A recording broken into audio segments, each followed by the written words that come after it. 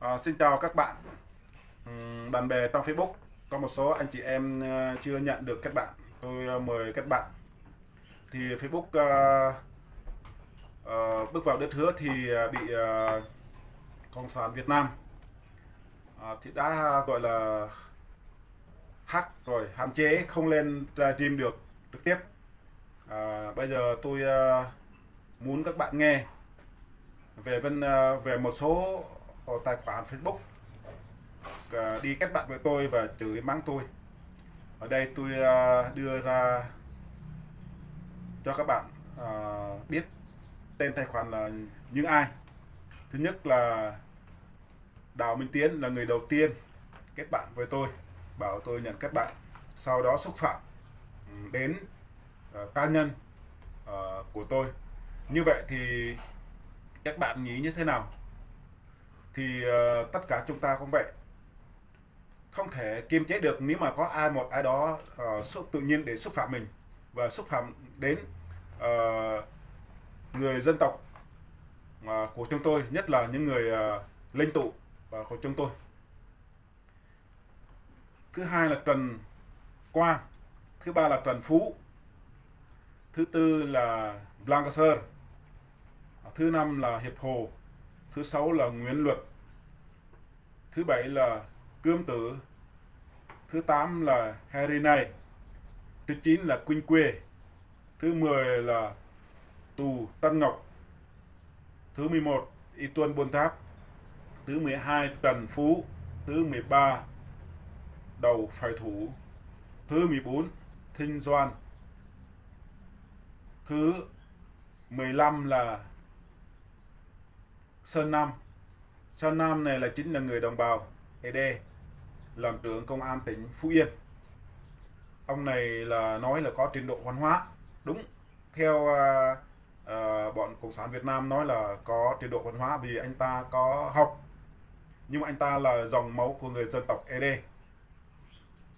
Thưa quý vị và các bạn, con bà Ngân này, con Nguyễn Xuân Phúc này, rồi con Nguyễn Tân Sang này, con bà Phú Trọng này, nói chung là những người hàng đầu Việt Nam thì đưa đi học nước ngoài nha các bạn. Còn những người nhỏ nhỏ này là đi học tư tưởng Hồ Chí Minh. Trước đây là Hồ Chí Minh cũng ra nước ngoài học. Thì hồi tôi lúc chưa sinh ra thì một câu chuyện đã đưa ra. Thì lúc đó thì Bác Hồ không có đi học chăn bò, ngó ngó cửa sổ nhà trường người ta học. Cái ông này nghe nói là ông thông minh lắm, rồi ông tiếp thu. Rồi lúc đó thì ngày mùng 5 tháng 6 năm 1911 anh ta ra gọi là lưu vong ở bên nước Pháp. Thời gian lưu vong ở bên nước Pháp á, thì anh ta lấy không có, cái thời đó là thời năm 1911, thời đó là thời không có quần áo, rất là hiếm, cho nên anh ta lấy cục gạch anh ta núng. Anh ta núng xong rồi đó, anh ta lấy báo rồi quấn, rồi anh ta sưởi ấm cả đêm. Theo lịch sử, dòng lịch sử nó ghi như vậy thì tôi nói như vậy, tôi không có bôi nhọn ai hết, tôi không nói xấu ai hết. Thưa quý vị và các bạn, thì đến thời điểm đó thì ông có đi làm công bên nhà hàng, thì ông bưng nhà hàng, rồi ông làm, nói chung là ông đi kiếm sống mà. Thì đến ngày 28 tháng 1 năm 1941 á, ông về Việt Nam. Hình như theo dòng lịch sử á, thì ở thời đó thì ông vua Tổ Vua Tông là ở bên Việt Nam, tức là ông là người quản lý cai trị ở đất nước Việt Nam.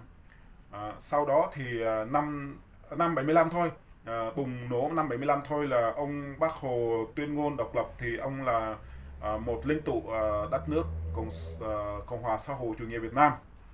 Theo tôi được biết á, thì theo dòng lịch sử á, thì đất đai của người dân tộc thiếu số của chúng tôi, người Việt Nam gọi là chúng tôi là thiếu số, người thượng của chúng tôi thì nói riêng, chúng ta đều là dân tộc Kinh, tộc Ba Na, nói chung là tộc hết, nhưng mà chúng tôi là tộc ED ở vùng Tây Nguyên từ Quảng Trị cho đến Bình Dương, Đồng Nai, đó là người dân tộc của chúng tôi.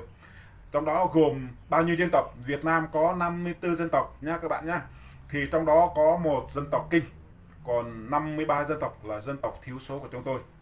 Nếu các bạn không tin cái vùng đất của chúng tôi thì các bạn cứ ra thành phố Tuy Hòa, bên tay phải cầu Đà Ràng có một tháp Chàm, đó là di tích văn hóa của người Chàm cổ xưa.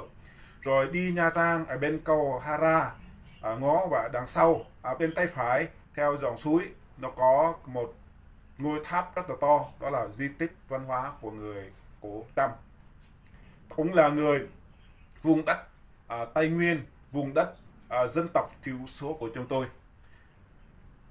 Thì ở đây á, có à, Facebook Đào Minh Tiến đầu tiên kết bạn với tôi và chửi tôi, cho nên tôi không kiềm chế được, tôi phải chửi lại. Hôm nay tôi không chửi mà tôi nói về câu chuyện của tôi và các bạn. Trước đây thì tôi ở Việt Nam, tôi tin Chúa thì năm 2002, năm 2017 tôi chạy qua bên Thái Lan. Thì các bạn có thấy bữa nào tôi đăng lên giấy mời gọi là đàn áp tôn giáo. Thì sắp tới thì ngày 22 tháng 8 năm 2019 thì ngày đó là quốc tế tưởng niệm những người bị gọi là nạn nhân, những người vì niềm tin và tôn giáo của họ. Thì theo tôi được biết á, thì có 3 giáo sĩ xuống ở Đà Nẵng. Thì lúc đó thì ngày 25 tháng 5 gì đó năm 1911 là truyền giáo tại Đà Nẵng. Thì người ta không đánh giá, người ta không lấy cái mốc cái ngày đó, mà người ta đã lấy cái mốc người ta quốc tế công nhận là ngày 25 tháng 5 gì đó, là năm 2019 thì người ta công nhận là Việt Nam đã công nhận là ngày tưởng niệm cho những người nạn nhân về niềm tin hay là tôn giáo của họ.